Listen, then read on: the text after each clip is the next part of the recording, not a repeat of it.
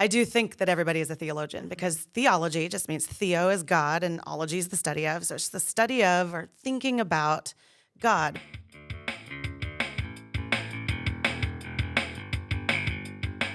Welcome to She Leads, a podcast about leadership, faith, and relationships. I'm your host, Thea, and I'm so glad that you tuned in. Thank you again for all the support and the likes. I really appreciate it. And if you'd like to learn more about the She Leads story, please visit the She Leads website, where you can learn that as well as find some merch and other opportunities to support the show.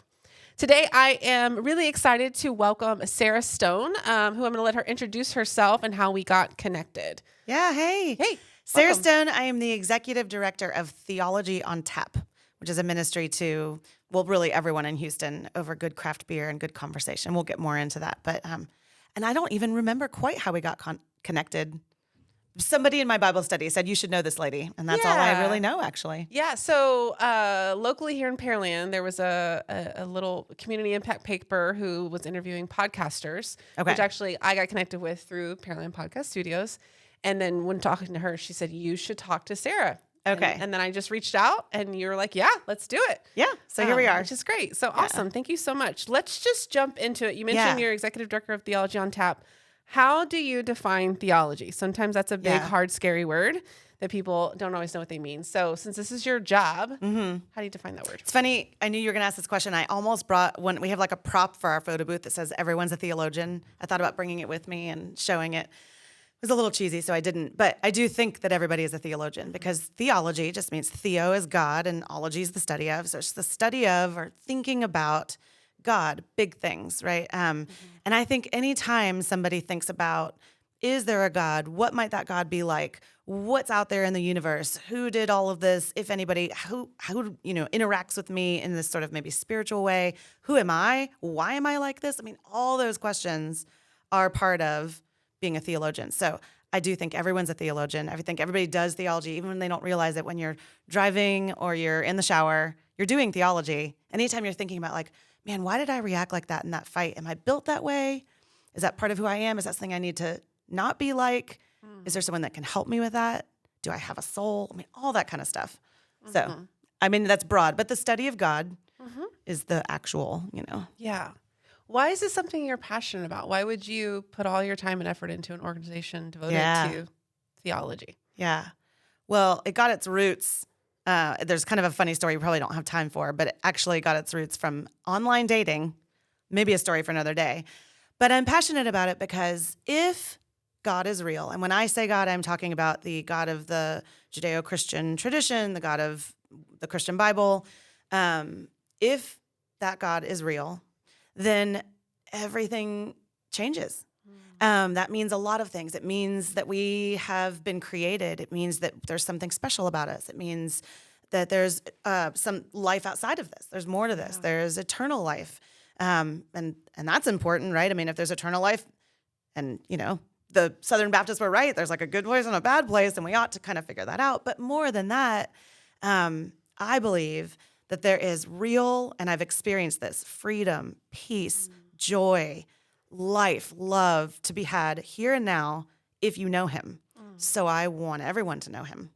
And I do interact with a lot of people that don't believe what I believe. I have a couple groups that I run at my house and just friends. I call them fringies because they're on the fringe of faith, meaning a lot of them don't believe. They're atheists, agnostics, or have been wounded by the church. And so we talk all the time about this. And I tell them, I am your friend no matter what because I love you. If you decide that you want to know Jesus and follow him, I would be ecstatic because I want you to have all of the good things that come with that. So that's why I think it's important.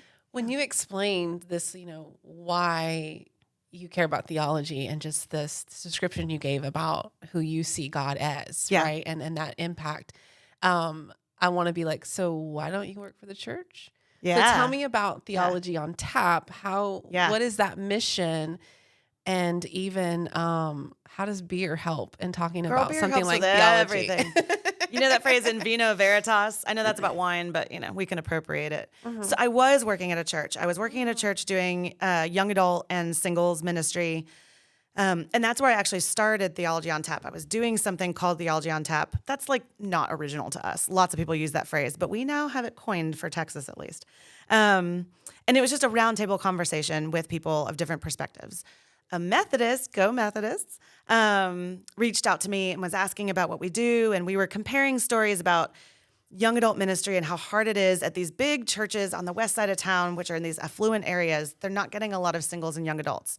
So the big Baptist churches can throw a barn dance and get like 300 people. And we're out here like celebrating double digits, you know? So we thought, well, what if we kind of combined our efforts? And so that's how Theology on Tap was born. And that's how it sort of accidentally started being, the fancy word is ecumenical, meaning a lot of different perspectives within Christianity talking together. So it started that way. It's grown since. And then, if I'm just being real raw, I lost my job in December. I loved my job. And then I kept interviewing for places and I'm like, well, when I take this job, I am going to bring Theology on Tap with me because I love it. And people were like, that just doesn't work that way. You're not like a lawyer with accounts. You just bring them in, you know? So I realized, okay, this may be God's way of saying, this is your baby. You can launch it as a nonprofit, which is what we did earlier this year. And so we've been growing it. And now that has all my time and attention, it's not just part of what I do. I get to do all the fun stuff like expanding it and reaching more people and thinking of creative ways to reach all the different audiences that we have. And now I realize I'm not even answering your question, I don't think. Fine. But that's why I'm not in a church. Yeah. And I do think it's important that Christians be in what we call these third spaces, right? Places that there are plenty of people who are not going to come to church, even some Christians, but definitely some non-Christians. But they would come to this. And the funny thing is, you mentioned the beer. We often will host these at churches, and a place where somebody would normally not come, they will come because of the beer, even if they don't drink the beer. So this is fascinating. We've learned that we learned this after COVID because our first post-COVID ones were at a brewery that was actually keeping tabs on every single beer. We give people 2 drink tickets. We assume they do with that whatever they want. Drink 2, drink 1, drink none. But when we were counting it, we realized it was something like a third of what we thought we would give away. We don't sell it if the TABC is listening. We give it away. It was about a third. And in talking to people anecdotally, I've realized the idea that we would have it, that they could have it, makes us approachable, accessible, safe. So they know like we're not, I don't know, a crazy cult or something, or at least a cult with beer. Better than Kool-Aid. You know what? That could be our new tagline. Anyway, so yes, I think beer helps because it kind of loosens things socially. Even if you're not drinking it, just knowing that it's there is like okay, these people can't be too weird kind of factor. That is a really great insight to notice that again, it's not even about like, I need the beer. Right. But having it present does takes down some walls. And what you just said, it's just more approachable. Yeah. Yeah. Yeah. And especially if you are talking about this big thing like theology, which I love how you, again, broke that down. It's just, what do you think about God? Yeah. I've had, in seminary and my church is asking me, well, what is that? How am I supposed to look at this with a theological view? And I'm like, well, through what you believe about God. What does this tell you about God? How does what you know and believe about God affect your view of this particular thing? Yeah. And they're like, oh, that's all it means? And you're like, yeah. But that thing you just described is becoming more and more rare, especially generationally speaking. I mean, I don't mean to keep beating up. We were talking before the recording started about millennials and Gen Z. I have a couple Gen Z kids.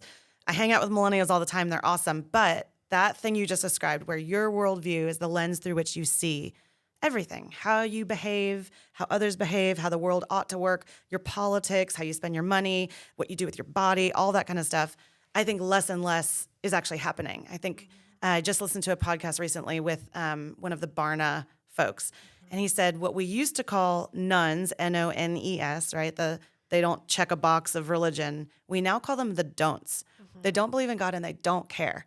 It's not even on their radar. So when I say everyone's a theologian, yes, you're thinking about theological things without realizing it, but I don't think it is affecting any of your day-to-day stuff for so many people. And that makes me, in one sense, it makes me sad because they're losing out on so much, but it's also kind of an exciting frontier. Like, hey, if we can reach them with the hook of beer and interesting people, community, networking, maybe fun and love, then we can start to, move that needle a little bit. Like, what if you actually took this whole God thing seriously when you thought about all those things, Yeah. What else are you learning through these theological conversations? Yeah. What are some big things that have just kind of like blew your mind? Because I mean, you have very smart participants and guests on your Yeah. podcast and at the event. So what are some things you're learning by daring to like approach this really big topic? Well, first of all, I'm the MC for most of these. I've only ever been a guest speaker or panelist once. So I'm just lobbing the questions up to the panelists and listening.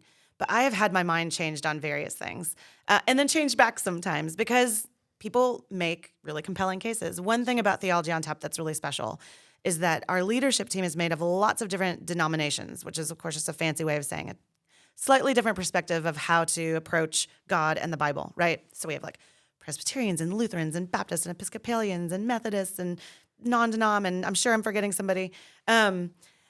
But what that means is that people get to, in real time, in one event, hear various perspectives and counter arguments to whatever the topic is. So maybe we're talking about sexuality. Maybe we're talking about heaven and hell, right? I'm hesitant to actually say certain actual things I've changed my mind about. So people come for me like, I can't believe you believe that. Come to Theology on Tap and argue with us. But I have definitely had my faith honed. And probably more importantly, realized I was wrong about some things I probably held too tightly. Yeah. So, yeah. What's the benefit you find? I mean, some could say you're absurd to just open up the doors, give people alcohol, and then give them something spicy, really big to fight about, right? Yeah. So what do you see the benefit in that? Well, first, let me say we do love to spar, but we also place a really high value on what we call charitable disagreement. Mm-hmm. So we agree about some really core things. We agree that we want you to know and follow Jesus. We agree that we love each other and that we are all going to have a good laugh one day on the other side of this life about who was right and who was wrong. And we have a really rich sense of humor among us. In fact, one of the questions that came in at our recent panel was, can Calvinists, which is kind of a fancy word for like Presbyterians and Reformed folks, and Wesleyans, Methodists, be friends? And my dear friend, who is a Methodist, was on the panel, and she said, well, yeah, we're friends. I mean, so we have a healthy sense of humor and arguing about these kind of things. But to answer your question, part of why we do it is because the world does not do it. What's another place that you can do that? You can't do that at church, most churches. You can't really do it at home or at a bar without people getting kind of spicy. The fact that we can charitably disagree, meaning come back at the end of the day, love each other, changes things. And even if you take sort of religion and God out of it, the world is really bad at this right now. I don't know if you've noticed, but like civil discourse has kind of gone out the window. Yeah. I mean, if you're a Republican, you can't really be friends with a Democrat, really, if you're going to really get into it and talk about it. But you can at Theology on Tap. It is this wonderfully special space. Yeah. I love that so much because that is definitely one of my hopes and dreams and often complaints or heartaches about the church is that why couldn't we be the place in the world where we know we disagree and yet can still be in relationship, can still be in loving relationship. I believe it's one of our calls. Yeah. This whole Gentile, Jew, slave or free, male or woman. Yeah, we're different. Yeah. And yet we are unified by this one common belief. And that would be big enough for us to, sit in the pew together. I'm sure you're not unaware of the disaffiliation and schism that the United Methodist Church has just faced. And throughout that entire thing, it was just that was one of the parts that was so hard for me because what I also recognized by being a pastor, being in a relationship with these people, knowing where they stood, where they maybe not have told each other, but I remember you've sat next to each other disagreeing for 60 years. Right. Why can we no longer do that? Yeah.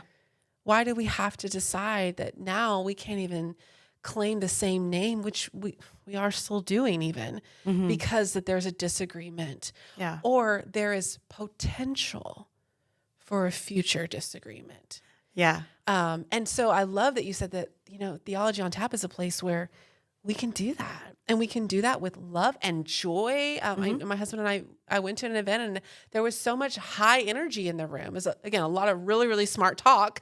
And then just like people liking it that they're there having fun. Young people, way more young people than I have in my church, excited to talk about this big, hard, scary thing of theology and science, which was the topic that day. And, and that wasn't even really a spicy one. You should come back for a spicy one. Yeah. Well, we got into dinosaurs.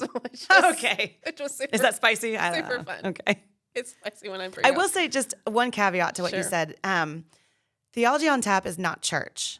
So we do get to do some things there that I think churches don't just really have the freedom to do. Because some of what you're talking about, I don't want to get into the whole Methodist schism, but lots of churches have divided over things. Sure. Some of them are dumb. Some of them are really important. Some of them are actual gospel issues.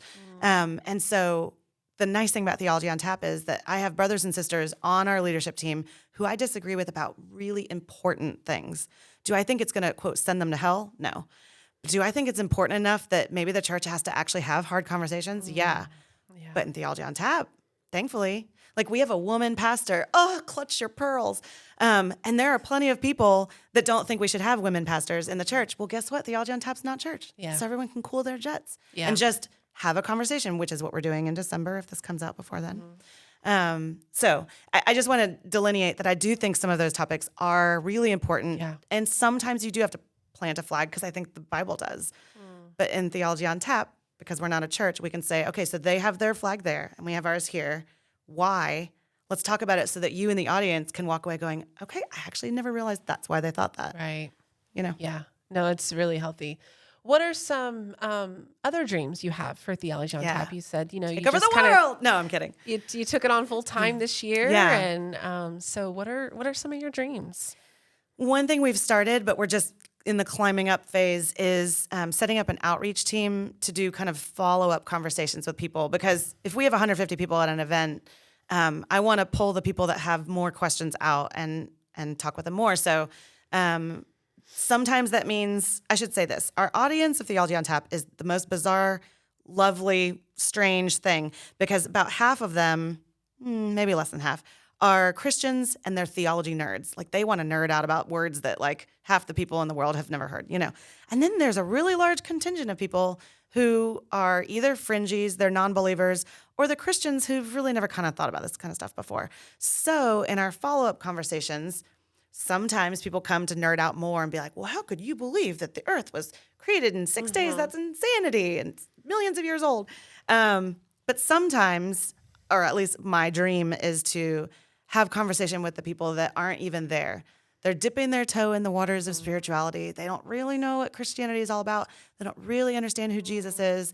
I want to be the one, or my team, to say like, hey, we'd love to introduce you to not the Jesus that you think you know from when you were little and your church was kind of aggressive about it, but who is Jesus really? Yeah. So that's one of them, is just follow-up conversations that would ultimately lead to people going to maybe build community in a local church or finding a small group to be a part of and grow. But we also just want to grow in numbers and geographically. So in January, we're going to try our first ever Burbs edition. I've been told not to say that because people in Sugar Land don't like being called the Burbs. So sorry about that. But we're going to branch out into Sugar Land, Richmond, Missouri City area, and see how that goes and take it from there. And sort of, I mean, I don't want to call it franchise because that sounds kind of crass, but you know, extend our reach. Yeah.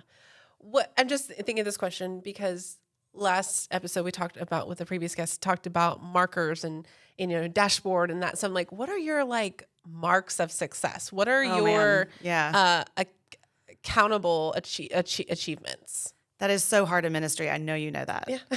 We've tried asking. We've tried so many things. For a while, we were having people put a poker chip in the basket if they felt like the night had an impact on them for good or just any kind of impact, which is so broad, you know. For now, most of the markers that make me feel like it's a success are anecdotal. They are people coming up to me afterwards and saying, I never thought about it that way. When we do our fundraisers, I tell the story of a girl that came when I was teaching, and I used a parenthetical statement, which we do a lot at Theology on Tap, to just kind of explain big things. But the one I used was I was talking about something in the Old Testament, and I said, just in case there was someone coming that was like, I don't know what that is, I said, in the Old Testament, it's just the part of the Bible that was written before Jesus came along. And afterwards, she grabbed me and said, I have always been too embarrassed to even say that I didn't know that, because that's something one ought to know. And then she was like, but I have some other questions. I'm like, this is what I live for. And so, of course, we met, and she asked, check this out. She asked, how many gospels are there? And I was like, what do you mean? She's like, well, there's like multiple books in the Bible that people call the gospels, but then you also talk about the gospel.